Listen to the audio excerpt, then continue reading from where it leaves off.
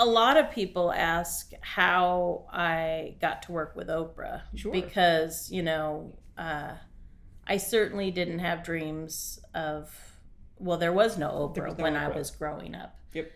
What happened for me was April 10th, 1992. So I was working at Evening Magazine. Yes. Driving in from Forest Grove every day to this job that I literally was vibrating. I was so excited to go to work every day. I loved my job. They kept giving me increasing responsibilities. Everyone loved me. I was the bottom of the barrel, but I was happy. I was happy in that job. And on April 10th, 1992, I was driving into work and listening to the radio.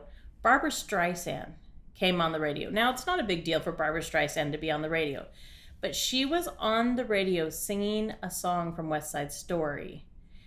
And she was saying, something's coming, I don't know what it is, but it is gonna be great. I'm like, wow, Barbra Streisand singing Broadway on the radio. This is awesome. I thought, this is an omen. Something good is going to happen today. I just feel it like maybe I'm going to get a promotion or something. Yay. People are fascinating, especially up close. More especially when you get them talking about the things that they love.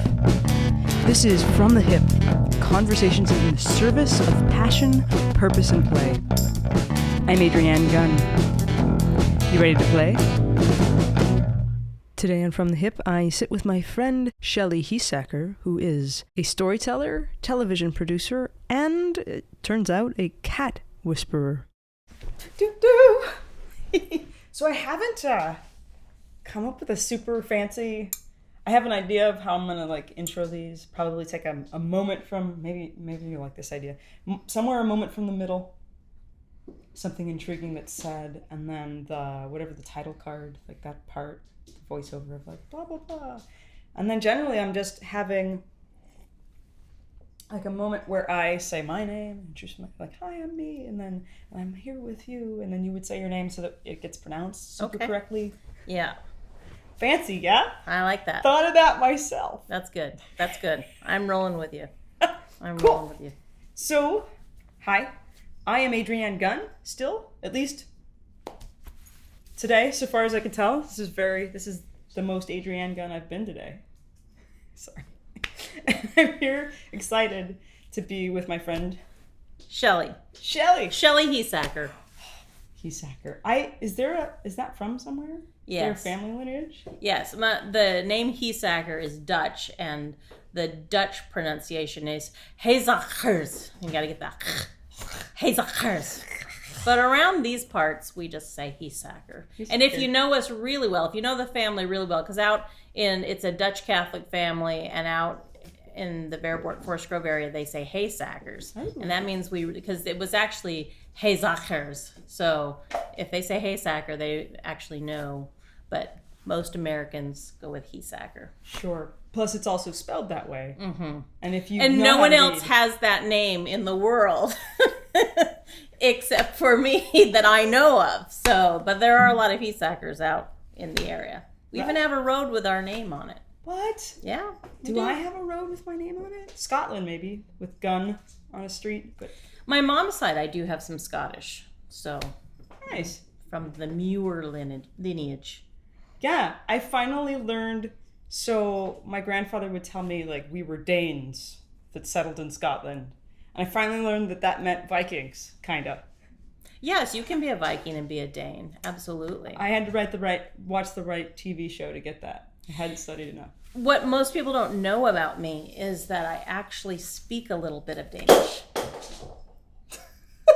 Okay, for those of you who can't see, there's a cat who's our unofficial mascot that's running around and sometimes knocking things over. So it's going to be amazing when we're editing audio later. Yes.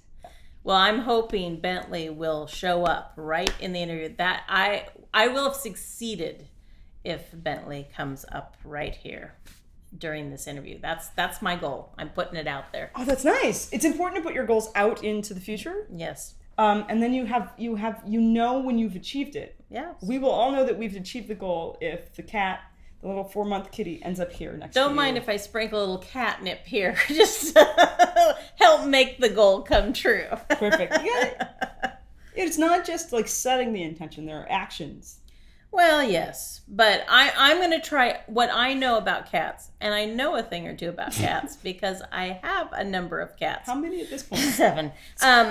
But I do. It didn't start out to be that way, but I do have a number of cats, so I do know how they work, and they don't like to be told to come. They like to let it be their idea. Yeah. And it needs to. But you need to create the space for them to want to be in your space. Yes. So I'm trying to create a welcoming, like a lap. Mm-hmm. I'm trying to create a lap. I'm trying to create warmth. Look, there's area for Bentley to be and play. Yeah. I'm just trying to create that. And holding in your body the essence of love and nurturing. And curiosity, because cats love curiosity. So I'm trying to be quirky. Like, he's going to watch me from afar and see what happens. I dig it. It's possible. Could be like stretching, but it's possible that there are other instances with other species where these kinds of strategies are also useful. It could be. Creating a warm, welcoming environment. Yes. Who doesn't like to have a warm, welcoming environment? Or a lap to lay on. Well, exactly. Yeah. And I have plenty of laps for people to lay on right here. So, if you've managed to get this far, however we edit this, and you're wondering why the heck on something that's called From the Hip am I talking to a Heesacker, the Shelly one specifically. And I got a like sort of fangirl a little bit moment of knowing I know what sorts of things you do for a living. And I've been wanting to chat and geek out with you on video about your world a very long time. Because there's, in my head, I know that you do video and you do interviews and you're so good at that there were some very special, important people that needed you to help tell their stories. You didn't even have to wait 3 minutes. That is good. Do you see what I'm saying? This is happiness. This is happiness right here. I think I just have an 8th cat. I love this kid. Oh. This is Bentley chewing or licking. Okay. Your hand. I know, but cats are really special. Cats really are special. So I am in a happy place right now with you, Bentley. Thank you. Yes, I am. You are cute. Okay, so now I will get back to you. No. I have been, I like to say I have one of the greatest jobs in the world. Mm-hmm. I work for the people that I love and respect, and I get to live where I want. Oh, I love kitties. I work for Oprah and Dr. Phil on a freelance basis. So there's a lot of... Okay, Bentley is kind of... Yeah, people are like grossing out, like, okay, that's making me have hives, but Bentley's kind of like making out with her neck a little. He's a fan of the hickeys, cat hickeys. I tried to give an open space, but I was really open, and he just dove in. And yeah, you're gonna be a lot more. You're gonna be much more than a TV mascot. I have big plans for you someday. Yeah. We'll just give them a moment. Well, when you have 7 cats, you've learned that when the cats come, you have to attend to them at that time. And once they've gotten what they need, they will calm down. Maybe. They will calm down, maybe. So one of the things that I like to do, here's my current obsession as an entrepreneur, is whenever there are moments of joy happening, because there are tons of times when things seem to be in a drought, pleasure and joy and happiness. And certainly you can create that yourself.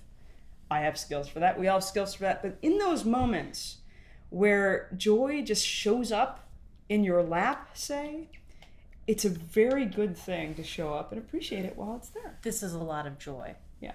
Now, I was saying just shortly ago that I actually speak a little bit of Danish. Yes. And while this cat is mauling me, I would just like to see if the cat reacts to singing, because I love to sing. Yes. And I'm going to sing in Danish to the cat. So, vi skåler med våre venner og dem som vi kender, og dem som vi ikke kender, dem skåler vi med. Skål! Do you think he liked it? Well, if licking a person is indication of joy and appreciation, then yes, that is the response. More licking. Yes. It's totally helping the show along. Hey, so we actually met. Singing is fun. We met at a music camp. Yes, we Quite did. a while back. Yeah. Maybe 14 years ago. Yeah. And Yeah. it's kind of fun. There's this space where we get to go be creative together and kind of be like superstars for a weekend. Yes. Yes. Well, music camp, here's the thing. When you're a kid, you get to go to summer camp. Yeah. And you get to do skits and have all sorts of fun things. But when you're an adult, what sort of chances do you have to go be in the wood, sleep in a bunk, and sing and be creative? There's actually more of those starting up for. Well, I had a business friend that I think 2 or 3 years ago, she went to an adult camp specifically for entrepreneurs. And the whole time, they weren't allowed to talk about what they do for a living. Wow. They put their cell phones away, and they got to play and do archery and painting and ridiculous stuff. That's awesome. Yeah. That is awesome. I've actually often said if I ever left the world of television, I think what I'd want to do is create a summer camp for adults. I would go to that. Where you learn to play. There would be things to peel back and learn about yourself, but you have fun. But the takeaway when you leave that camp is that you feel more connected, because I think in this world we think we're connected because we have our phones, but you're not actually connecting with people. So, sidebar, we could do that. We probably could. We might should put that on a calendar. Maybe we should create some space for that. Space. Because if you create the space, it will come. That is apparently. True. I would love to do that. Create an adult camp for play and growth and creating experiences. Yeah. I had joked about coming up with a series of different individual events called the Get the Bleep Over Yourself events, where you would do things to get outside of your comfort zone, to learn that you're capable of more than you think you are, and just to be playing and to just... So some of the ideas were karaoke, like throwing up whatever song and doing karaoke. Wow. In a group of 12 or so. That's awesome. There were some people in town with pole dancing classes. That would be stretching me outside of my comfort zone.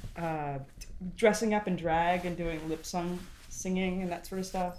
That's fun. But That's camp's easier because it's already got a framework that people get. Well, one of the things that I've learned that has really been kind of one of those guiding principles for me is that if you think about in the hospital, the heartbeat monitor that goes like this, beep, beep, beep. We live our lives going through the motions and doing stuff, and we get hurt by something. We're like, oh, never going to do that again. And then, we go along and something else happens. Oh, not going to do that again. And before you know it, you're living in one little line. And when you're like this, that's flatlining. Flatlining is dead. Yeah, flatlining is dead. Yeah. And so the goal in life is to try things to get you outside of your comfort zone.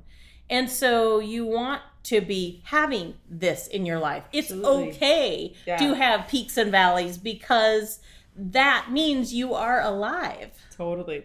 And one of my favorite experiences, when did I graduate? The time I actually got the degree. I went back as an adult to college for a business degree. And I think maybe that was 6 or 7 years ago. It was all of my final projects. It was the last term of school. These huge projects that if it was just me, that'd be fine. If it was just me I was depending on for these massively huge projects. But these were group projects, because evidently that's important in business, working with other people. So there were these massive things outside of my control, larger things being asked of me. And at the same time, I signed up for CrossFit, and it was new at the time. And so I went to this gym, and I've been an athlete in the past. I was a collegiate tennis player, and I am used to having some abilities and a sense of what I'm able to accomplish. And I went into CrossFit, and there were so many things I couldn't do, but they were stupid things that I couldn't do. Like hold this pole, this light PVC pipe above your head, and then squat and then get back up. And I couldn't. I kept falling down on this giant tire, this truck tire, and or jump on a box. Like I would go and I would jump up and down on a box for 20 minutes and then feel like I just rule the world, right? Or I could fail over and over and over, and it was so awesome. It was so great to be in a space where I could just suck and fail and not be able to do something. And that was one of the first times in my life. You would think that jumping on a box would give someone so much pleasure. Well, the freedom of having a safe place to fail over and over again, and also watching other people with different injuries, modifying, and like just showing up to play and stretch what they thought was possible. But mostly, it was a gym full of people falling on their asses. Wow. And not being able to do the things they were setting out to do. Because there's no camp where you learn to fail, really. No. And that's a really important skill that we've forgotten how to do. Like when we were little, trying to learn to walk, for instance. Well, I think that's why, young people are so beloved in our country, is because young people are willing to do things that older people aren't willing to do. And doesn't mean I'm painting with a broad brush there, because there's some older people who, of course, have no limits and will try anything. But in general, people tend to come down to a very narrow area of living. Yeah. And that's not where the excitement is. No, it's not where the growth is, for sure. No, that's true. So you were, for a second, just a little while ago, you were talking a little bit about the magic people you got to work with and for. So I have worked for Oprah and Dr. Phil, and when people say, well, what do you do for them? And when you tell people that you're a producer, a lot of people don't know what that means. No.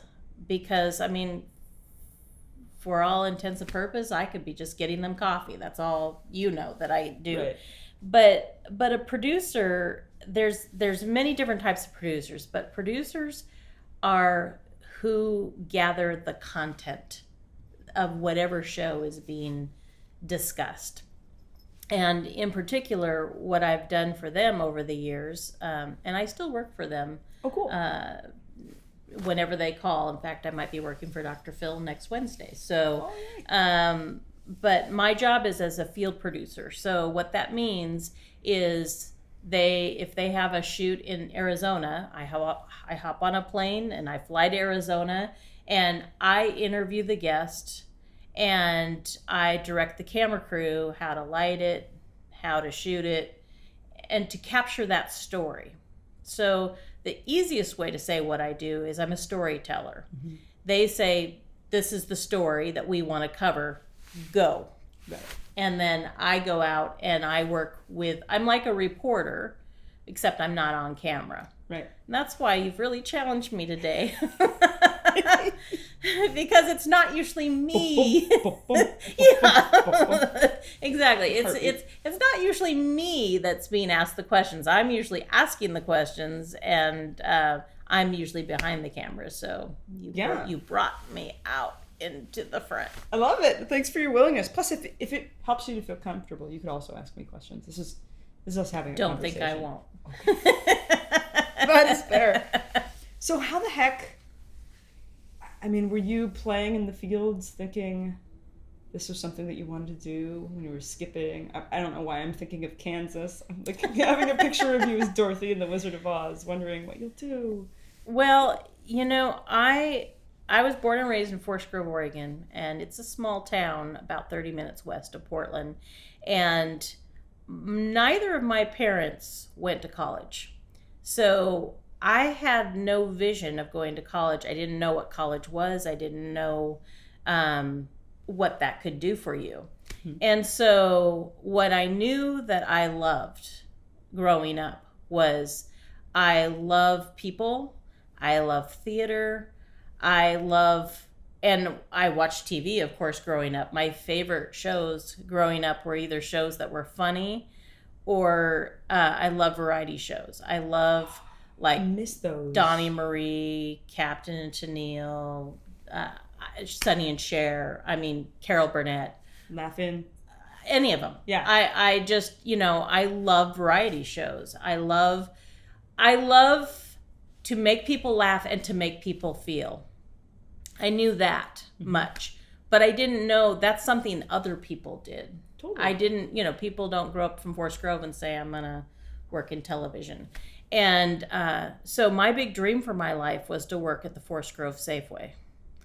And I live about 3 blocks from the Forest Grove Safeway right now. So it's always an option. True. Yeah. It's always something to fall back on. But the reason I like grocery stores is because everyone has to go to the grocery store. It's the great equalizer. And I want to know who buys the pig's feet. And someone does. They wouldn't have it unless someone bought it. They used to have tongue. That was when Cow tongue. Yeah, when I was younger, I'm like, who buys this? I want to know who buys it. I want to know. It's fascinating to me. If you put out a display of baked beans on the end cap, people suddenly need baked beans and they're not buying it any other time of the year. And so I have always been fascinated by what motivates people to do what they do. And so my big plan for myself was to work at a grocery store. I was a straight A student. I turned in my homework. I did everything. I enjoyed school.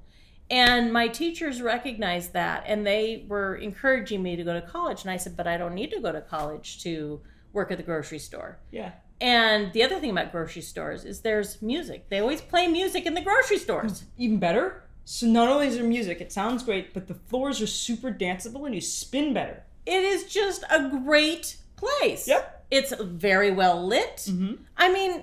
And joy. It's full of joy. It is. Joy stores. That's really what they are. Well, some people hate to go to the grocery stores. It can be stressful because there's lots of visual stimulation. A lot of people that don't know where they're going. So if you have so I loved grocery stores and I also hate them. Really? Because sometimes I'll get in levels of anxiety of like people not knowing where crowds are going. So I have to like get myself in the right state of mind and open my vision so that I can what a move great through. place to watch people. Heck yeah.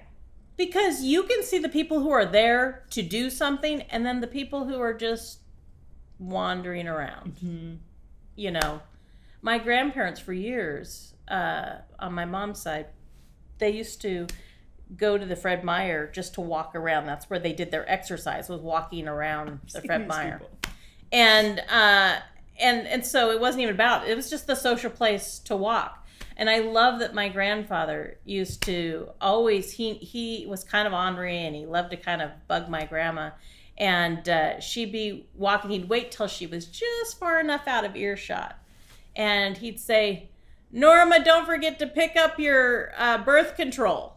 And she goes, oh, Bill. And this is when she's like 80 years old. Yeah. And people are around like, these people in their 80s talking about birth control was freaking him out. But my grandpa did that. I thought that was fun. So, anyway, I digressed. Sure. I do. But I wanted to work at this grocery store, and my teachers were saying, well, you need to go to college, and you're so smart, and you're so talented, you really should. And a lot of my friends were going off to college, and I thought, well, I don't know what I would major in. I don't know what I would do. I did end up, my teachers talked me into just at least giving it a try. I went to Western Oregon in Monmouth, and I thought, well, what would I do here? And I thought, well, I like speech and drama, so maybe I'll teach speech and drama. That's what I'll do. So I started coursework to do education and realized quite quickly, I don't think I want to do education the way education is done. I mean, I love teachers. I think school is a fantastic place, but there's so many regulations and red tape about what teachers can and can't do. And I really felt this desire to motivate people, but to do it in a way that I felt needed to happen and not be tied down. And so one day when I was 19, sitting in my dorm room, I was watching a local talk show. It was on Channel 2, KATU in Portland, and it was called 2 at 4. And the hosts were Margie Belay and Paul Lindman. And I was watching them and I thought, you know, they're educating people. Yeah. They're entertaining people because they had entertainers on. And they're empowering people to live better lives. And I thought, it was like a lightning bolt that just went through me. I thought, I want to make talk shows. That's what I want to do. And I instantly went to the counseling office and changed my major. I said, what do I have to do to do TV? I mean, because I didn't know that you could do that. Wait, but they actually had an answer for you? No, of course they didn't. Because people don't go to that school to do that. So my dad, Neil Heesacker, who was the spokesperson for the Portland Fire Bureau, he had interviewed with lots of media because part of his job was talking to the news media. Makes sense. And so he said, Shelly, why don't you talk to some of the people in the media and ask them how to get into their jobs? And I'm like, okay. So I wrote these letters to some of the big names, Julie Emery, Kathy Smith, Theresa Richardson. I wrote to them. They all wrote me back. And I was like, whoa, these are celebrities. You know, it's so awesome. And every step I took just reaffirmed and validated that I was on the right track. And so in 1987, I did an internship with KATU, the same station that I'd seen 2 at 4. Now 2 at 4 went off the air, but they have AM Northwest, which is still on the air to this day. Has been on the air for eons. Yeah. And I did an internship with them in 1987 when I was a junior in college. And, you know, you start out as an intern, you do whatever they ask you to do. You get props for the shows, you run errands, you help create rundowns which tell what's on the show, you do all sorts of things. And so I did whatever they asked. Every day I was so excited to go into that job. It just felt right. Yeah. And I knew that's what I was supposed to do. And I'm going to pause you for a second. Sure. Because I know you're getting to a pearl, but I want to just I'm getting to a pearl? It's going to get good. You knew? Because, where's the pearl? So, several things you did. Just in case anybody ever wants, there's like something they know they want to do and they have no idea how. You did informational interviews. You asked people who actually do the thing that either you think you want to do or looks like what you want to do. Yeah. You reach out to them and ask them, hey, how the heck do you get to do that? Yeah. Then you did an internship. Yep.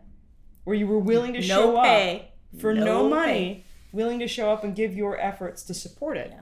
Yeah. I'm pretty sure those strategies still work. Yeah. I just want to point that out. That it's not 87 or 86 or whenever it was. I think you said 87. Yeah, 87. Yeah. It's not 87, but those two strategies still work now. Yeah. Just, I think that's important to continue, like, point that out before we dive back into the story. But The truth is that people want to help you. that's also huge. People want to help you, but this is the difference. When you say, I want to work in television, it's too broad. You really need to narrow it down. And if you don't know, start with what you do know. Mm-hmm. So, do you want to be on camera? Do you want to be behind the camera? Because in television, there are so many jobs. There are engineers who fix the equipment. There's people who write. There's people who just find stories, who like to research stories. I'm not a researcher. I don't like to do the research. I like to go be with the people. There's almost everything I've done in my career is because I followed what I like to do and use my natural abilities. There's people who sit in dark rooms and edit stories. That's not my thing. They're good at that. Yeah, and they love it. They do. And so but if you say, I want to be an editor at a TV station, you suddenly have given yourself this much more access. Mm-hmm. Because people think, do I know any editors? Do I know anyone at a TV station? Or at least they can start guiding you. If you say, I just want to work in TV, it's not specific enough. No. So the more people want to help you. You have to understand that. You have to have that framework in your mind. But once you're willing to say specifically, people will open doors for you. And it did. It happened. Absolutely. It just started with me saying, I didn't know I could write to people or talk to people who are on the air in Portland. I had no idea I could do that. And when they responded to me, I just about jumped out of my skin. And their advice to me was, it doesn't matter what degree you get. Get an art degree, get a history degree, whatever you are passionate about. Mm-hmm. But make sure you know how to read, write, speak, yes, and communicate. So it doesn't matter what, you can get a broadcasting degree, you can get a film degree, you can get a writing degree, an English degree. It doesn't matter, but you need to know how to write and speak and communicate. For all the degrees. And that was really liberating, because when you look at, well, what do I want to do? It really kind of opens things for you. And I changed my major at Western to humanities. Oh, they used to have that. I don't know if they have that anymore. And humanities is a nice broad, it has 4 components. It has literature, writing, journalism, and speech. Nice. Which are all the elements that you need. And then my minor was sociology. Brilliant. And I love sociology. Sociology is the study of why groups do things. I think psychology is fascinating, but I think sociology is actually more of a driving factor in people's things, because people do what people around them are doing. Absolutely. And had that been a major at the time at Western, it now is a major, but it wasn't at that time, I probably would have majored in sociology. I mean, I love sociology. Yeah, I just had an internal giggle because my father majored in sociology at Lewis and Clark, where he learned that he didn't like people very much. So he just spends time alone. Just, he might be a researcher then. It's possible. Yeah, he's watching from a distance. Oh, that's what people are doing. Yes, I do. I love people, and but play to your strengths. Absolutely. Play to your strengths. Okay, so you're having an internship. Where does this turn into you're getting finally paid to be in your industry? Because you're excited, you're touching all of the stuff you love. So I graduated in December of 1989 from Western, and I got to go back to AM Northwest and fill in for someone who was on maternity leave. And I still loved it just as much as I had when I was interning it. I had a few more responsibilities, but I loved it. But then that ended when someone came back from maternity leave, as happens. Yeah. And so I was looking for other work, because AM Northwest was the only talk show in Portland at the time. And I thought, well, I want to do talk shows and I want to stay in Portland. How do I do this? Well, I ended up getting a job with Channel 8, and they had a program called Evening Magazine. I remember this. It used to be PM Magazine. Yes. Many, many years ago, but then it morphed into a local program called Evening Magazine with Craig Walker and Theresa Richardson. And I believe I was one of 400 candidates for this one job. And people say, well, how did you do it? How did you get it? And I think it was fortune cookies. So what I did was, after I interviewed, I went and bought some fortune cookies. And this was way back before people cared about germs. But I took the fortunes out of these fortune cookies and stuffed the fortune cookies with my own fortunes that said things like, be a smart cookie and hire Shelly.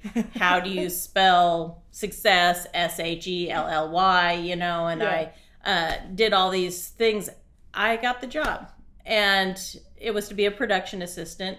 And and it might have been because I sang too. I created several songs that, maybe this time I'll be lucky.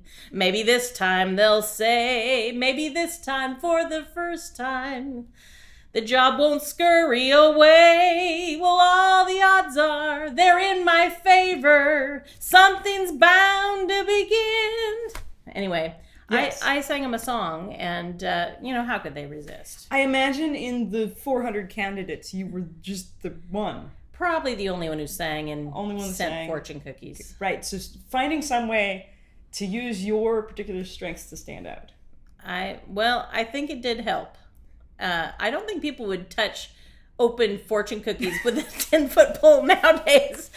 It's just, life has changed a bit, but boy, it was so simple back then. They were like eating them up as fast as they What's could. delightful is that I know the ways in which you and I are similar, and I definitely 5 years ago Googled whether you could personalize fortune cookies. No, you did not. I so did, and you can. You can go personalize, and they will put your own messages in fortune cookies if you needed to. So well, and if you can't afford that route, you just take a tweezer and you take, and maybe put some gloves on for them or something. Make it, you could at least do a video of yourself so they could see your process. Yes, that it's all very hygienic and done in a clean way. And certainly it's probably, this strategy hasn't been done in a while, so if you borrow it, there's an explosion of people trying to get their jobs by cooking.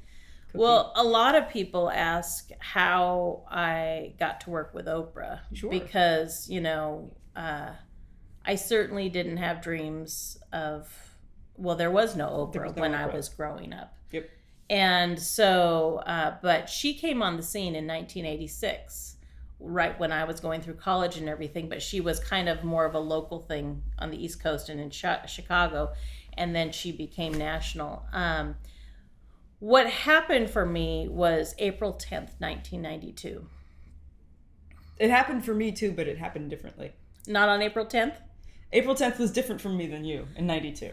Oh, what happened to you on April 10th? Well, it was near my mother's birthday. Okay. Nothing spectacular happened, but for you, 92 was essential. Yes, it was. So I was working at Evening Magazine. Yes. Driving in from Forest Grove every day to this job that I literally was vibrating. I was so excited to go to work every day. I loved my job. They kept giving me increasing responsibilities. Everyone loved me. I was the bottom of the barrel, but I was happy. I was happy in that job. And on April 10th, 1992, I was driving into work and listening to the radio. Barbra Streisand came on the radio. Now, it's not a big deal for Barbra Streisand to be on the radio, but she was on the radio singing a song from West Side Story. And she was saying, something's coming, I don't know what it is, but it is gonna be great. I'm like, wow, Barbra Streisand singing Broadway on the radio. This is awesome. I thought, this is an omen. Something good is going to happen today. I just feel it, like maybe I'm going to get a promotion or something. Yay. And around 11, I was asked to go into a meeting with my boss and her boss. I thought, this is it. I'm going to get that promotion. Yeah. It was a very short meeting. They told me my position was being eliminated and I have 2 hours to get out of the building. It took my breath away. Yeah. I didn't see it coming. My dad worked for the Portland Fire Bureau for 37 years. My mom worked in her position for 26 years. I naively thought I would be in Portland television for my entire career. Yeah. I never saw that changing. And so here, this job that I loved, and I was doing a good job, there was nothing wrong, but they said, this is nothing about you, we have to cut budgets, and we're eliminating a number of people. And my position was eliminated, and I was brokenhearted, and I thought, this was such a cruel hoax. The world doesn't work like this. You work hard and you get what you want. Right, and especially if Barbra Streisand is telling you that something amazing. Barbra Streisand told me that morning that something was coming, yes. And it was good. Yes. That's what she said. That's not what happened. And so I became quite depressed because I didn't know there was no more shows in Portland to work at, or work for. And so I was at home watching TV, and there was Oprah. And I'm looking at her, and I loved her show. I just thought she's really uplifting. I thought she's different than most people because I liked that she was Black and overweight. She was different. I love that. I loved that she was being a woman that was giving other women permission to be something special. And so, of course, when you lose your job, you have no clue what you're going to do. But everyone asks you, what are you going to do? So for that entire summer, just to shut people up, I said, I'm going to work for Oprah. And I found out when you say you're going to work for Oprah, people don't know what to say. It's kind of like saying, I'm going to go play for the NBA. Yeah. It's like, oh, because most people don't have connections to those sorts of things. So they're like, good luck. I mean, if you say, I want to work at, the garbage hauling place, people say, oh, I have a cousin or something who works there. But when you say something that's out of people's realm, they just kind of get quiet. So I found that was the way to kind of quiet people up, is to just tell them I was going to work for Oprah. And people said, oh, I really had no intention to do that because she lived in Chicago. Right. And I didn't want to move to Chicago. So what I did was, fortunately, the people at KGW really liked me, and they said that there was another position available that I might apply for, and I applied for it, and I got it without fortune cookies. Oh, okay. But it was because my reputation had preceded, and so I got this position in their creative services department, which was I wrote the commercials that try to get you to watch TV. It's, coming up tonight at 5. Right. Terror in the Heartland. I wrote that. I wrote that. Yeah. I'm the one who tries to get you to watch TV. But there's a whole art form to try to get people to, have 10 seconds or 15 seconds to get people to watch something. Yeah. What are you going to say that's going to, and again, it gets back to that grocery store thing. What's going to make you want to buy this baked beans? Right. Is it the price, or you have to have it or you're going to die, or, so I got this job writing these promos in the creative services department. I loved it. I didn't even know that this job existed. Right. And I started doing this job, and fortunately at KGW, they happened to be the station that carried the Oprah Winfrey Show. Plot thickens. Yes. Yes. And so our department also had the art department. Well, guess who puts up the big bus board saying Oprah at 4:00? It was the department I worked in. So when they had rejects, they had this enormous life-size poster of Oprah that they were going to just throw away. Oh no, I took it. Of course you did. I took it and I said, can I have this? They go, sure. I put a picture of Oprah up on my wall in my apartment that I was living in Rock Creek.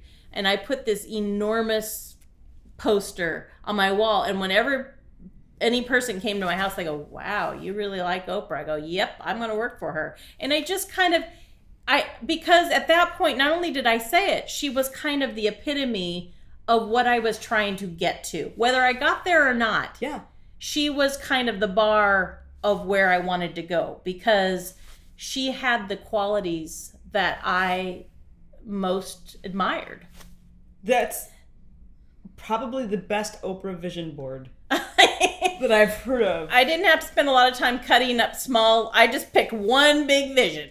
And so Oprah was on my wall for years in my apartment. And so what I started doing is what anyone would do.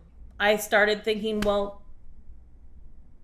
I won't make the story too. I'll try to make the story go along a little quicker here. But I thought I need to just apply for a job there. Hello. Yeah. So I found out her production company, Harpo, and I, started putting letters into HR, and I got numerous rejection letters. Now, did any of these come with photos of you in the Oprah-sized Oprah, or any extra like songs? Or these just straightforward? I would write creative letters. I would write creative letters and say that I was I know the show, I watch the show, I'm a fan of the show, but I also have skills that I could bring to the show. So I was creative in that regard, but I wasn't doing fortune cookies because I didn't really see anyone. I was just sending it. I thought once I get a bite, I have to play it kind of cool till I get to someone. When I get to someone, then I can bring out the fortune cookies. Okay. So, that didn't really happen. Okay. So, in fact, I spent 8.5 years not having that happen. Sure, okay. And from April 10th, 1992, there was about an 8.5 year period.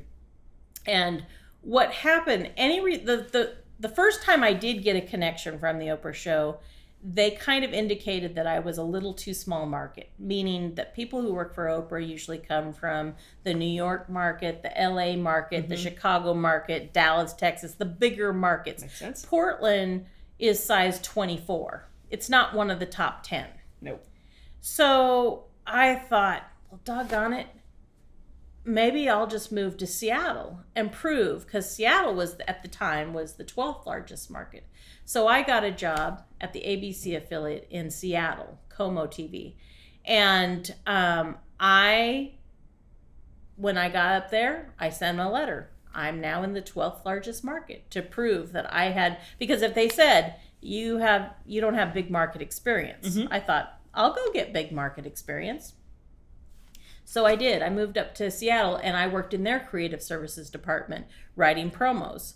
And but what I was also starting to get to do was, and I had done some of this at KGW, was getting to organize their public service campaigns, like feeding the hungry, clothing the homeless, the toy drives at Christmas time, and the people at Como in Seattle really liked those skills, that I was doing a lot of community service projects and things like that, organizing that, making that happen, doing the promos around that. And so I started getting awards for my work. I have 6 Emmy nominations for my writing and producing efforts. Nice. And every time I'd get an Emmy nomination, I would send a letter to the Oprah show and say, I just want to let you know I just won an Emmy and I would love to put my skills to work for you. And the second time I had an opportunity to work for Oprah, they went with an internal candidate. That happens. Sure. The third time that they actually flew me there to interview me, they go, we're going to try you out on this project. And I'm like, this is going to happen. It's really going to happen this time. And I'd met with everyone. And by this time, I know people kind of, because I've been dealing with them for so long that I kind of know some people. And one of the people at the show confided that they thought I was a little too nice. That sometimes is a problem in professional worlds. Sometimes. The thing is I am a nice person. But it's not a deficit for me. It's a good thing. And so sorry, I just brought that up because I have a background in sound engineering and recording, and there are a lot of assholes in technical industry. Yeah. And if you come from markets like Chicago, New York, there's a different kind of briskness or whatever that people get used to in some of the fields. Yes, and I think that's what they were used to, were people who have a briskness to them. Yeah. I'm not really briskly. I made that word up, briskly. I'm not really a briskly kind of person, but it's interesting. Once I did get hired by the Oprah show, the types of stories that I was most sought after to do were the heartfelt, touching stories that the brisk people couldn't do. No. They'd actually have to feel something. And it's not to say that there aren't feeling people, but everyone has their gifts. Yeah. And so some of the best stories I got to tell were stories that needed a lot of heart, needed someone who felt okay to bawl in front of me because some sad things happen out there and you need the nice people to be with them. You need the brisk people for other shows. Yeah. And so there's gifts for everyone, but my niceness ended up being a huge asset for me. But at first they saw it as kind of for my third interview, they saw it as kind of an off-put. And you asked, right? I did. I said, is there a reason, what can I do? I'll move. I'll do whatever to get this job. And they said, we just think you're a little too nice. And I'm like, well, you've painted me with a color that's not my color. I mean, I am nice, but that doesn't mean I'm not effective. And so for a while, I tried to let go of this dream. I thought, okay, this is not working. It's not going to happen. And then through and I don't want to, I don't think I want to go all the depth of this, but I'll get to the nugget of it. There was a headhunter who was working with a colleague of mine at Como. And this colleague came to me and she said, there's this position that my headhunter's trying to help me get, and I think it's at Oprah. She goes, I'm not qualified for it, but you are. And she goes, take this number of the headhunter. I'd never even worked with a headhunter before. I didn't even know what they did. Yeah. And so I called up this headhunter and I said, I am the right person for this job. They already know me. I have skills. I blah, blah, blah. She goes, send me your reel. So I sent her my reel. She called me up and said, you don't have any Oprah type stories on your reel. And I said, nobody has Oprah type stories on their reel because nobody is doing what Oprah's doing. I mean, I had my clothe the homeless, feed the hungry. I had those sorts of things on there, which were the closest things to an Oprah type story I could put on the reel. Yeah. But she says, you don't have any Oprah type stories on your reel. And I'm like, well, no one's going to have it. How are you going to do that? So she goes, well, I'm sorry, I can't help you. And again, the door was shut on me again. I was so frustrated. And after trying to give up, and then every time I'd try to give up, I'd turn on the Oprah show and she'd say something that would just ping me. And it's like, I can't give this up. And so you tried to give up. I tried. I was about to ask about your ability, your perseverance, but you were attempting to give this up. I wanted to. But Oprah wouldn't let you. Well, I don't even think she knew what she was doing to me. But, when you feel I think we all have something that we know so strongly inside of ourselves that we can't deny. Yeah. And this was one of those things I couldn't turn away. If you love to make music, you can't not make music. You might do it differently over time, but that's what you're going to do. If you're a funny person, you are going to be funny no matter what you're doing. Absolutely. You can't change who you are. I had this calling to be a storyteller. Yeah. And I was going to do that no matter what happened. Essentially, those were where the best stories were being told. The honest and authentic stories. At that time, yes. And so what I ended up doing was one morning I thought, I'm going to make a freaking Oprah story. I'm going to make a story. And I happened to work with a woman who was so inspiring to me personally. Her son had leukemia and passed away when he was 9. And instead of staying stuck in her bed, she decided to create a grief workshop for children. And to me, she turned her grief into helping others. And I thought, now, if that isn't an Oprah story, I don't know what is. Yeah. So I decided I'm going to shoot this story. And I sent it to that woman who told me I was too nice. And I said, please look at this. It's 2 minutes and 36 seconds long. If it sucks, throw it in the garbage and forget I ever talked to you. Yeah. If it's worthy, please get it to the eyes that need to see it. The next day, I had a phone call from the Oprah show, Diane Hudson, who was the executive producer at the time, and she says, who are you? What do you want? And I'm thinking, don't be nice.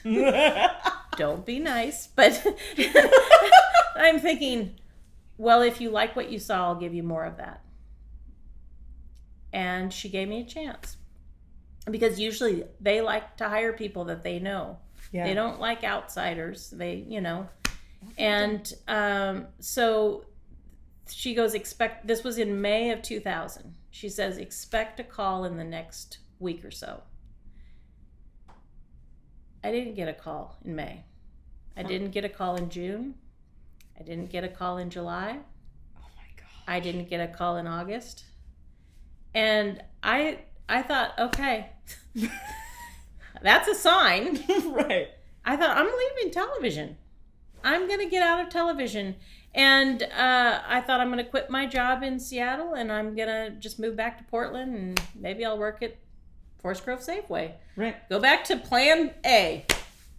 And on September 21st of 2000, I had purchased a ticket to Barbra Streisand in concert down at the Staples Center. This is great. I was going to ask a minute and a half ago now, so where's Barbra Streisand in all of this? And I'm just... See, you have read too many stories. You already know the foreshadowing and everything. It's like, where is she? Well, Staples Center. She was in the Staples Center. She was giving her last 4 public concerts. And I thought... Wait, sorry, go back. This is 2000? 2000. September 21st, 2000. Oh, because I'm in Vegas at this point. Where are we? At this point in the world, I'm in Las Vegas, and I was dreaming of getting to be working the Streisand show at the MGM. Uh-huh. And actually, I may have, that year, it was the turn of 99, 2000, that I wanted to work the Streisand show, and I ended up being Spotlight for Stevie Nicks. But this is that same, like later that year, Streisand is... All these hidden talents of you. Why am I not interviewing you? The last performance year, we Y2K. We thought the world was going to end. Yeah, it was. Streisand's gonna sing out the end of the world. Her last 4 public concerts. Okay, we've set the stage. Yeah, she's gonna sing, and I thought I have to see Barbra Streisand in concert. Yes. Before she does not sing in public anymore. Yeah, this has to happen.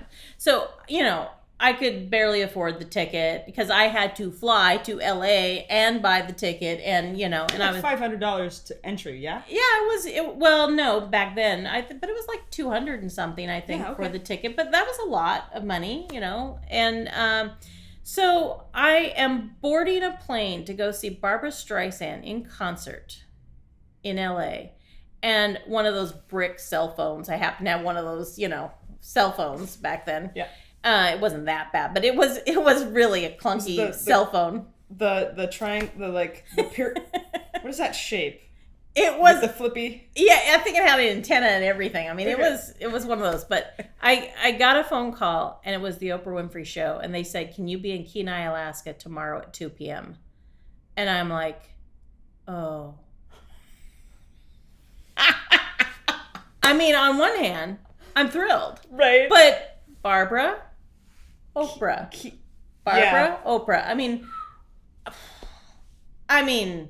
These are the tough choices. Yeah, what do you do? When you're little and you're going to be an adult and you're going to have to make the hard decisions. Well, I did both.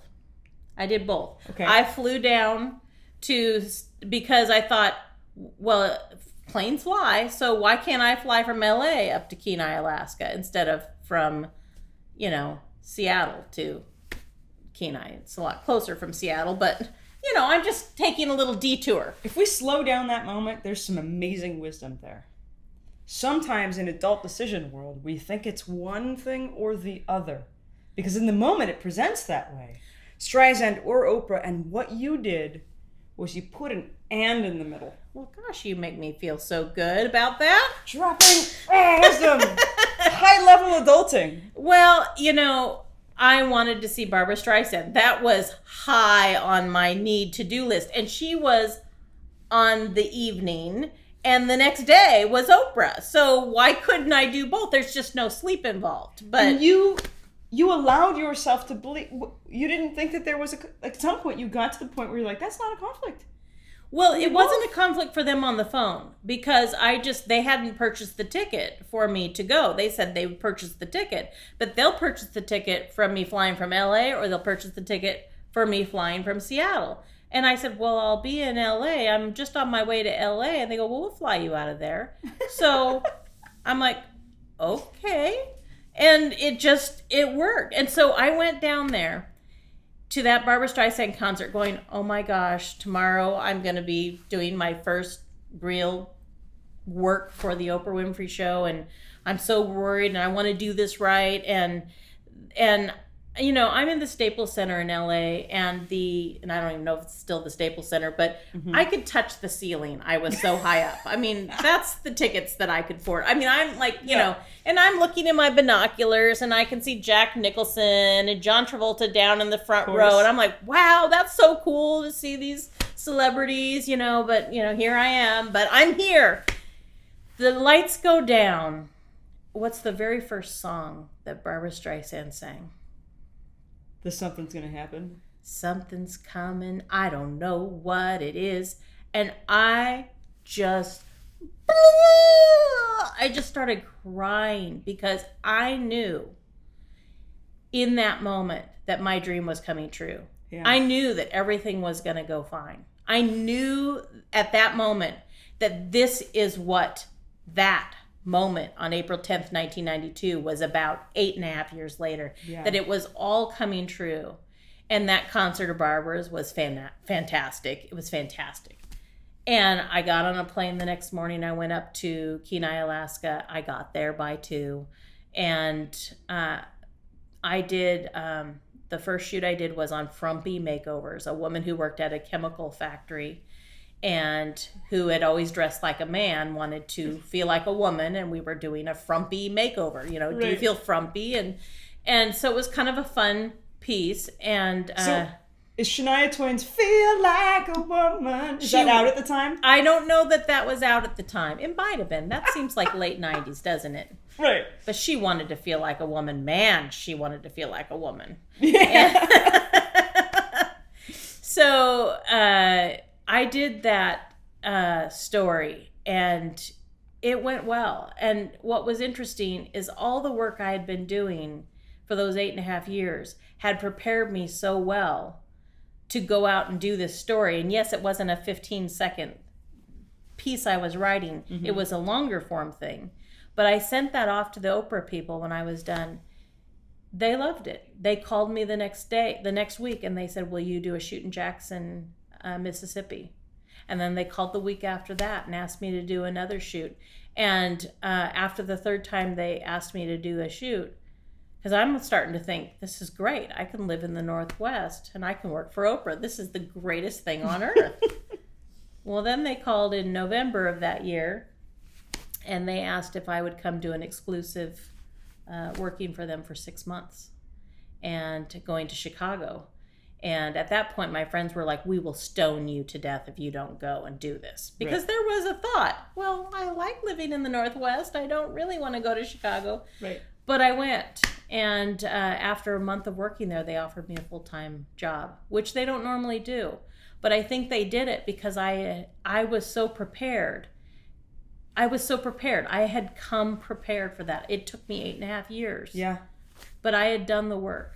And I got in there, and that niceness that disqualified me earlier was one of the qualities they liked the best in me, was because I really had a good rapport with the guest, and I made guests feel comfortable, and they really respected that. So what was perceived as a weakness was my strength. Well, and also, there's this assumption when you're used to working with people and they show up in a different, specific kind of package. They come from storytelling from specific markets. They're used to something. You came from a different market. It's so funny. I frequently, people pay coaches and therapists a lot of money to get permission to be themselves. Mm-hmm. It's like who you are. Your strengths are exactly what's needed for the thing that you want.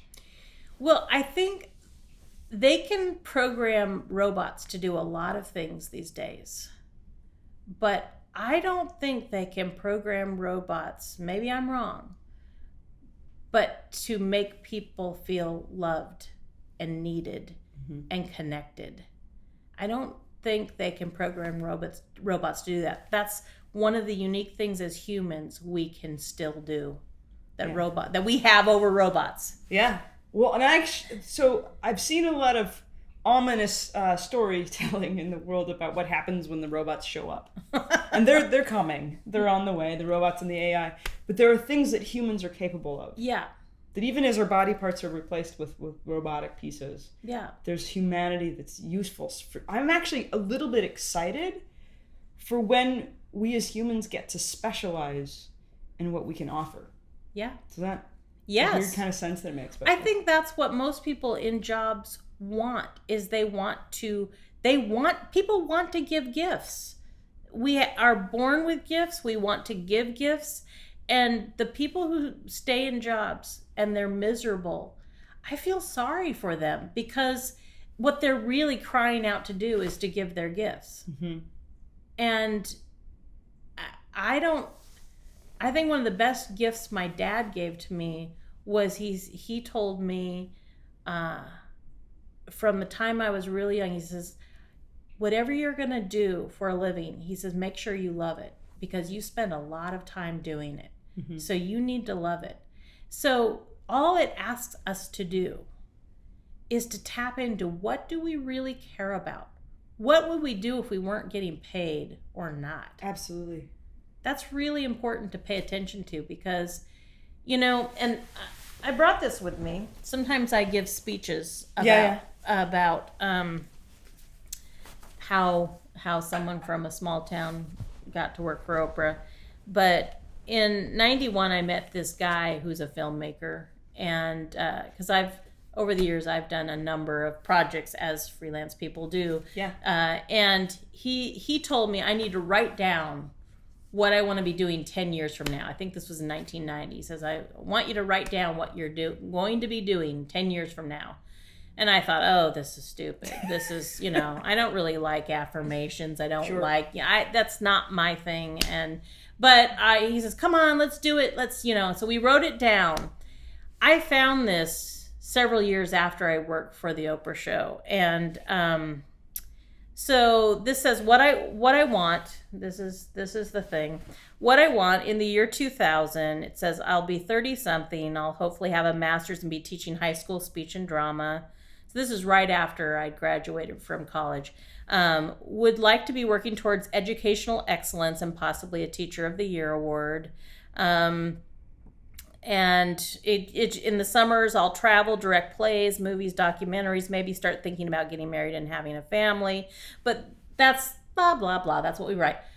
On the back, I wrote, what actually probably will happen. Yeah, that's what I wrote on the back.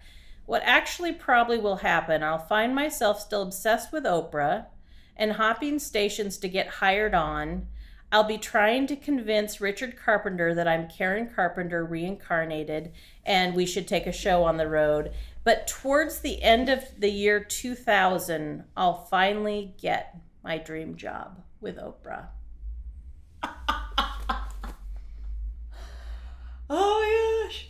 By the end of the year 2000, mm-hmm. I will finally get my dream job with Oprah. When did you write that? In 1990. Now, now that you have this, and certainly there are people who say, I wouldn't change a thing. Is there any chance that you would want to have, go back in time and edit that for 94? Well, I think it went into filing somewhere, and I, lost complete track of it until later when I was married, and you have to go through these boxes of paperwork, and then I found it, and I'm like, OMG.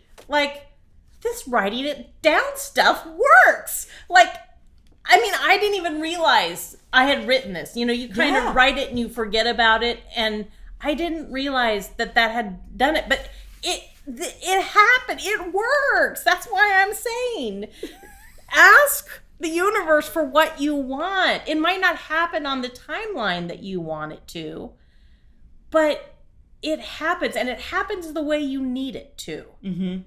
And what I learned by waiting those 8.5 years to get on with Oprah was that I had a lot of fun working in Seattle. I had a lot of fun working in Portland.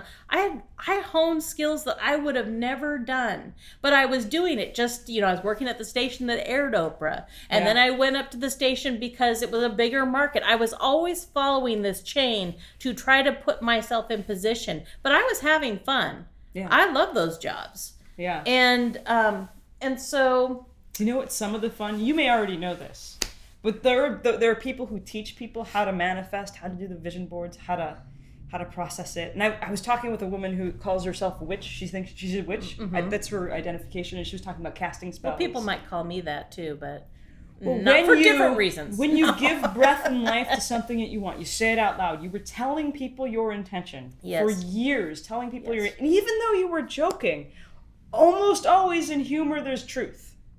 Yes. Otherwise, it's not going to be funny. There needs to be truth. So you were just trying to get people to shush, but you were speaking out loud a thing. So when you write something down, you not only have to picture it in your mind to figure out which words to say. When you write it down, it becomes physical. It goes into action mode because you're making it from a mental spark of an idea to your thought process to actually kinesthetically putting it in your cells to get it onto paper. And then it becomes part of the tangible aspect of the world. Well, look at you. This is what they teach. Wow. This is sometimes what I teach. Wow.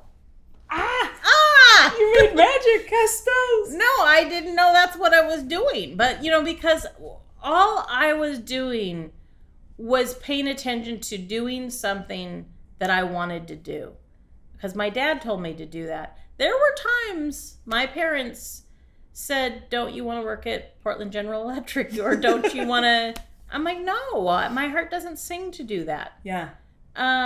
So I just kept paying attention to what my gut told me I needed to do. Yeah, and that is huge. Certainly there are plenty of people that would give you plenty of other ideas of what you should be doing. Oh, people love to tell you ideas of what you should do or what they see in you. Yeah. But that's not your truth. I mean, sometimes they know you well enough that they can give you a good nod, but this is the thing. People give you input all the time. Absolutely. You get to take it in and look at it and go, yeah, I'll take that, or, oh, not that one. Right. You get to kind of... And have you always had that sense of getting, this is right for me, this is not right for me? How does that feel when you know that it's a negative truth? Like, Barbra Streisand shows up in your model of the world of, something's on path. And something's coming. I don't know what it is. Yeah. I have had a sense of what is right or what is wrong. I don't know if it's from having intact parents and great,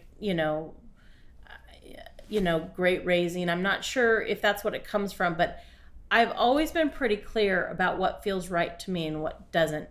Mm-hmm. Where I fall down is sometimes I close something off that could have an option. And that's where I am trying to use the improvisational theater. Has an improvisational theory, and the improvisational theory in improv comedy or doing improv theater is that you need to say yes to whatever comes in front of you. Mm-hmm. Forrest Gump was the epitome of someone who just takes whatever is given to him and rolls with it. Yep. And so that's hard for me to just, because as a producer, I want to kind of figure things out and plan it myself. Yeah. You can get so far by doing that. You can make a lot happen by making your world the way you want. But sometimes some of the most beautiful things happen when you just allow things to happen. Yes. That's what I'm trying to work on, is allowing more things to happen. Because I produce a show called thequiltshow.com. Mm-hmm. It's a talk show about quilting on the internet. Thequiltshow.com. I've been working with them for 8 years now. And I love the quilt show. I have never been around quilters before in my life. Yeah. I'm not a quilter, but I make this show about quilting. I would have never known to do that. Right. I would have never been open to that if I didn't start saying yes, because you never know. And now what I've learned from those quilters take all these tiny little pieces of fabric and they put it together and create these most magnificent art pieces, really. Mm-hmm. What I learned from quilters is that I'm an artist. But the way I do it is I do it with people's stories. I get all of this information and pull it together, and then I weave together the story. Yeah. My story is my quilt. And so I've learned from quilters that I'm an artist. I didn't give myself permission to be an artist until the last 8 years. Oh, that's amazing. Because you've been doing it a long time. Yeah, but I always thought other people were artists. I didn't think I was an artist. I thought I worked in a creative field, but I didn't think I was an artist. I think artists paint, they make music, you know. But what I learned from quilters is that I am an artist. But my medium is in storytelling, and I do that with video, I do that with photography, I do that with writing. So yeah, I'm curious if you have your sights on anything at this moment, like today. Are there any things that you're like, can set out on your dream board? And I don't know if they've got like the big cutouts of your next idea or your thing that you're looking for. Right. Because if there was, I would have it on my wall. Yeah, well, and I suppose you're still doing work for Oprah, still doing work for Dr. Phil. I do. Here's a funny. I have many friends that are very, very successful and have achieved things that other people couldn't even begin to dream of. And I wonder, like, when you've hit something that's become the moon in society, what do you aim for next? Do you aim for other galaxies, or what shifts in your desires? Does that make sense? That it absolutely does, and it's a great question. I mean, ask child stars. And I have. Right. But you know, when you have peaked at something, what do you do next? And that is always the next question. You know what I have found for me, and I'm in this place right now, and I think that, how do I want to say this?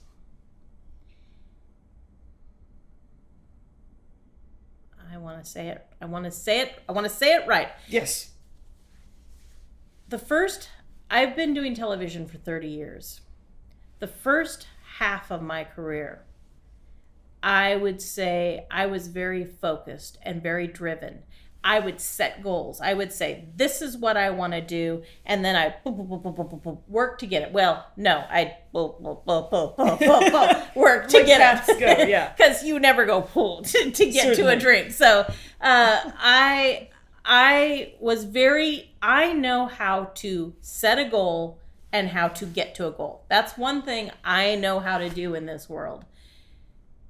What I found in that process, that almost every time that I set a goal and then tried to get to it, I was so focused to get to it that I kind of didn't live in the process. Yeah. And I ended up not enjoying the goal. The goal was never as good as I thought it was going to be in my head when I had the goal. So I've spent the last half of my career trying to be more open, not setting goals, but just setting circumstances. That what I know that I love is I love to educate, entertain, and empower. My 3 E's. Educate, entertain, and empower. I'm a storyteller. Where can I use those gifts? Where can I do those things? So I'm bringing the party. Where can I plug in? Yeah. That's instead of saying I want to get here and go there. I want to bring these elements and see what happens, because I could have never seen the quilt show happening. Last year I was asked to produce a country western talk show or an entertainment talk show with country music. I love music. I've loved music my entire life. And I was asked to produce this show, and I did it. And that would have never happened if I was trying to set a goal and go for it. Yep. So I don't think setting goals are bad. Mm-mm. If you're not good at setting goals, perhaps you should set goals and try to do it. Yeah. But I'm trying to work on what I'm not good at right now, which is allowing things to happen. Because everything in me wants to pick something and go for it, because that's what I know what to do. Yeah. But that didn't always end up making me happy, ultimately, in the end. So I'm trying to just be the best me I can be. And that still needs work, always. But I'm trying to be the best me I can be and bring that to wherever I'm going. This is awesome. There's actually a really well-told story from the Oprah world about this goal-setting thing. And I can make it brief. So you can. Good. Oprah she's told this many times, where she really wanted to be in the color purple. Yeah. She's told the story of how she talked to whoever, she worked so hard to get that goal, and she got the goal, and then afterwards she says, I never want to have to work that hard again. It is not uncommon for people to set goals in a way where they set them for the specific thing that they want. They hold that in their mind, and they hold that so tightly that every path that they take is deliberate and focused and deliberate and focused, and then they get the thing. And what they never developed along the way was, well, not all of them, but what they didn't develop along the way was the ability to appreciate where they were at the time. Because the funny thing is, the skill set a lot of us forget about is we get very, very specific, but this is how we want it to do. And I'm making this fist now because they hold on to that image. This is what I want, just like this.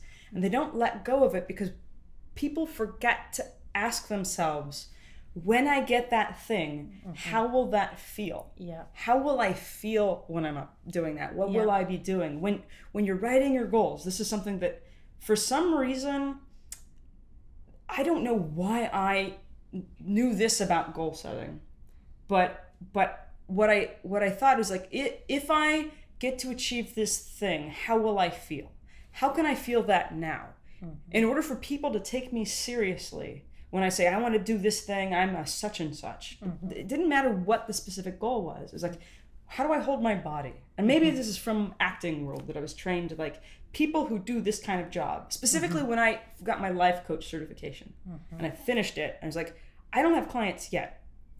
I'm not sure how to get clients, but I know at some point I'll have figured that out. It's sort of the Bill and Ted strategy, the excellent adventure time travel. Like, at some point I will be an amazing coach. And what does that life look like? What do I eat for breakfast? How do I walk? How do I treat people? How do I show up when I walk into the room? And I was like, actually, I can do all of that now so that I can get it more easily. And so it's really interesting to hear people talk about, I got the goal and I couldn't feel it because along the way they weren't building their capacity to enjoy the journey. Well, sometimes people don't know what you don't know. You know, in our communication classes or whatever, they draw the box, and there are things that you know. There's things that you know that you don't know. There's things that you don't. I mean, I'm getting confused on what they are, but there's one corner where you don't know what you don't know. Heck yeah. But it is important to imagine what it might be like, because it may be like that or it might not be like that. Yeah. But it's important to at least, I think you're right. Had I spent some time wondering what it'd be like when I got there, perhaps but it wasn't to me about what it was going to be like. It was about just getting there. Yeah. And I got there. Yes, you did. And, you know, I'm surprised by it by myself, but on the other hand, I don't know how it could have been any different. Because there was no other option for me. That was any path led that way. Nice. So this next path, whatever it is, how do you want it to feel? Oh, Good question. Yeah. You just went right there, didn't you? Well, the older I get, I turned 50 this year. Congratulations. And thank you. And in honor of turning 50, I shaved my head. I was brown. I had brown hair just a few months ago. But in honor of turning 50, I shaved my head and allowed the authentic me to come through. And I'm surprised how gray I am. And I'm still getting used to that. Yeah. But what I am aware of as I get older is that I want to feel joyous. I want to put myself in situations that make me want. Whenever I've been on shoots and I start singing, the camera guys knew that was a good thing. I was in a good mood if I was singing. Yeah. I was feeling good. I want to be in a space where I want to sing. Yeah. Or where I can just feel, I want to connect. I want to feel joy. I want to feel peace. I want to feel that I matter, and because I matter, I can help other people feel like they matter and feel like they have something to give. I think stories can change the world. And so for me, I don't think much about the job aspect of what do I have to do it. Mm-hmm. I want to be having that feeling of I'm connecting with other people and sharing story, whether we're doing that for pay or whether I'm just doing that as a human. All of a sudden, it's like I don't want to separate my life into this is what I do for work. This is what I do for spirituality. This is what I do for, health. This is what I want it all to be one. I want all of myself to be integrated. And that's what I want to feel. I want to feel that my spirituality can come out when I talk to you, that you know that I have something deeper and a higher connection, that all of me I want all of me to be present when I'm with someone. And so it really doesn't matter what comes up, but you're right, the feeling is that I want to feel fully integrated, and to do that I have to make sure I'm feeding all of those areas of my life. Yeah, and that's a work in progress. Totally. Well, I think that captures bringing all of you into any room you walk into. Mm-hmm. I'll be there to help you do that if you ever need it. You'll be in that room with me? Yeah. You just call upon me. I can be outsourced to any room at any moment. It's awesome. A weird gift I have. It's like, well, if you ever need. And because I spend my life asking other people questions, can I put you on the spot? Yes, I will pause, checking on moments of time. Are the cards full? No. Yours is. Mine is, yeah. Yeah, so it's about 12:53. Perfect. Oh, look at us. Yeah. So timing-wise, you can absolutely put me on the spot if you'd like to. Okay. Well, so we're still rolling? Okay. So I want to put you on the spot and ask you what you want to feel. Yeah.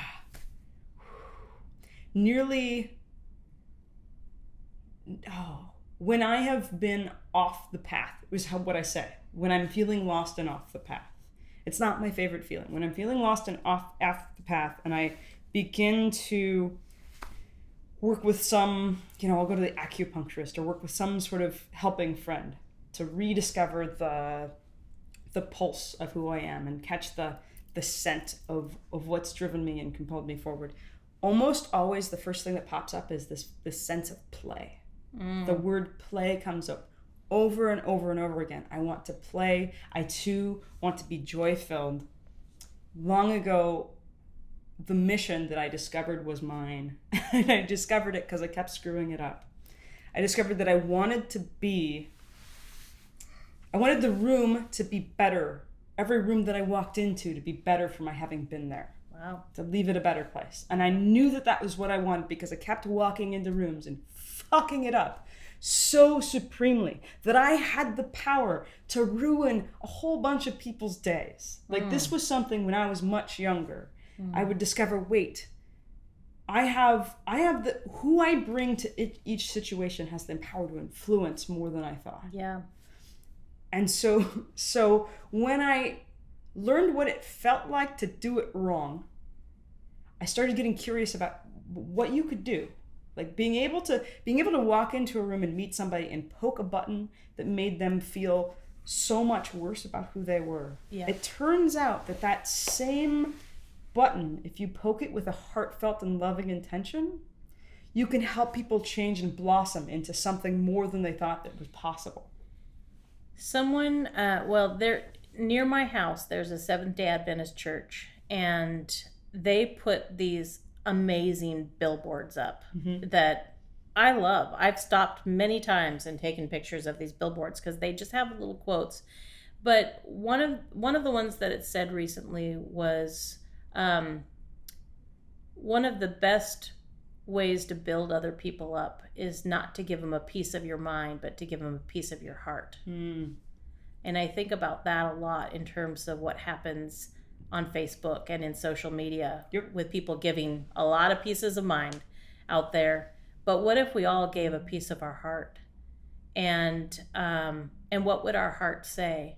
And I think that's a beautiful thing, that you want to walk into a room and leave it better. And it reminded me when I've done several self-improvement workshops, and there was a relationship ready because I was almost 40 years old when I got married for the first time to my partner. And I went to this relationship seminar, and one of the most profound things that came out of that is, you have to learn that in order to be with someone who you're crazy about, you've got to be kind of crazy about yourself. You've got to be a person who someone wants to be crazy about. Yeah. And, but what came out of that was I identified 3 qualities that I most want to give in a relationship and that I want to receive from someone. And those qualities are, I want them to be passionate, Love it. playful, and supportive. And so when you said you want to play, we're so much cut from the same cloth, you and I.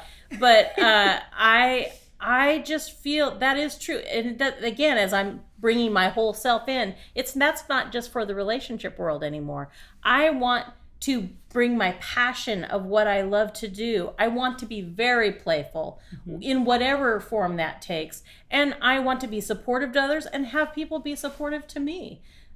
Creativity doesn't just happen in a vacuum by itself. Nope. It needs support. It needs those things. And so if you at home spent some time to think about what are 3 qualities that you absolutely couldn't live without, that you want to give to the world and also receive, that is a really fascinating exercise to do. Yeah. And that's kind of becomes one of those guiding goals or principles that you use in your life as you go forward. Yeah. Can make a big difference. A prayer that I would say in the mornings each day. And I say prayer because it feels like that. What, may or may not. I've had religious background, but it's not, I don't go to a church. But each morning I set an intention and I would pray to be in service, to be useful. In addition to wanting to, so play and inspiration is part. I want to be inspired. I want to inspire others. Right. And just the last 10 years, the part of the prayer is like, you know what I'm here for. You know me. You know what I'm capable of. Please put me in a place where I can be useful, be of use. Yeah. And that one snuck in about 10 years ago, that I can show up and help create meaning and give some gift of my me-ness. Yeah, absolutely. Which I have to slow down when I say that. I want to give my me-ness. Yeah, when you put it together, it's a whole different thing. You go through that too quickly. But I'm here for a reason. And I don't always know what that is each day. Yeah. But I deeply desire to be of use. Mm-hmm. The quirky ways in which I was, fired. What is it when they like the kiln of my family? Mm-hmm. Its traumas, its triumphs, its whatevers. Mm-hmm. The randomness of me is here for some sort of good, and I'd like to be able to be of service to that. Well, I think you're doing that today. I think so too. I'm really, really so honored and thrilled that you came to play with me today. Thank you. Well, if I didn't know we were going to play, because I would have brought something, but the cat has left the building, and I really enjoyed the shower I got from. That was quite a greeting. So Kitty showers. I love Bentley. Thank you, Bentley. Thank you, Adrianne. That was really, really special. Thank you. Make squeaky noises. I think we did it. I think we did the thing. Well, that's how that went. Thanks for joining us on this episode. Thanks for watching, listening, I don't know, reading, imbibing, however you took this in. Thanks for being here. And if you really enjoyed it, I'd love it if you would do all of the things. Like, share, I don't know, ring a bell, bang a gong, tell a friend, and come back next time. I hope you had as much fun as I did.